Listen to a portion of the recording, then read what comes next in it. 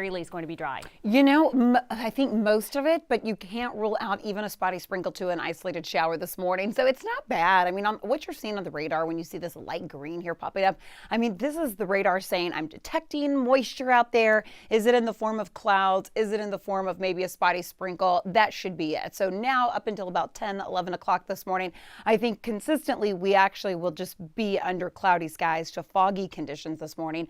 But there will be just that stray shower, that nuisance shower for the morning commute that will be annoying out there, but you'll have to use those windshield wipers.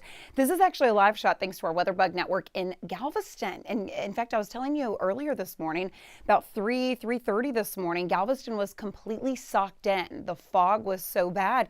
And this shot is slightly elevated, so it's usually looking at Seawall Boulevard there. So it's still but at the airport, visibility has actually improved just a little bit. But notice the clouds, 68 this morning. We're going to continue to see these temperatures, and then this afternoon, only climbing to the low 70s. So not much of a change there with your temperatures.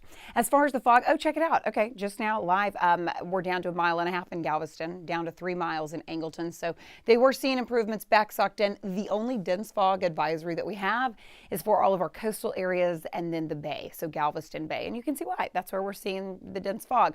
So I put muggy, foggy, patchy conditions. It'll be a mix of clouds and fog early this morning at ground level, because that is the same. Then this afternoon, 72 with an isolated shower too, very possible. Probably picking up about 1/4 of an inch. I mean, I think max and maybe in an isolated spot, 1/2 inch of rain, but that really should be it. Pollen, we were actually talking about this just before 4 a.m. this morning. Steph and Xavier, this one's for you. It is the cedar under that tree category that's really bad. It's the tree pollen that's heavy levels still. Actually, that picked up yesterday. I was really surprised to see that this morning. The cedar pollen under that tree category is higher than what we noticed even 2 days ago, the parts per cubic meter. So we'll see how long that lasts. Rain chances do kick up a little bit higher midday and afternoon. Overnight, we're still going to see the chance for a few showers now through Saturday.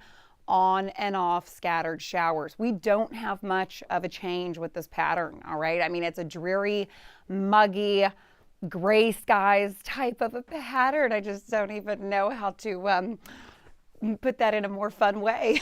Some mid to low 70s with cloudy skies. And then as we head into next week, we have a significant front that's going to move through on Monday. We can talk more about that coming up at 5 o'clock. Okay, I'll send it over to you, Steph. Yeah, Cheetah, you know, I love when you mention the pollen because I'm just going on 2.5 years living here in Houston. So this is new to me. So if anyone has any tips or tricks, I want to put a social call out online about what you can do if you don't want to take medicine, because it gets me all jittery and no one wants to see that in the morning. And the other ones make you sleepy. So what do you do? Would love to know, and then share it with everyone else. All right, let's take a look at your travels on the North Beltway. So it's getting busy out there, folks, by JFK.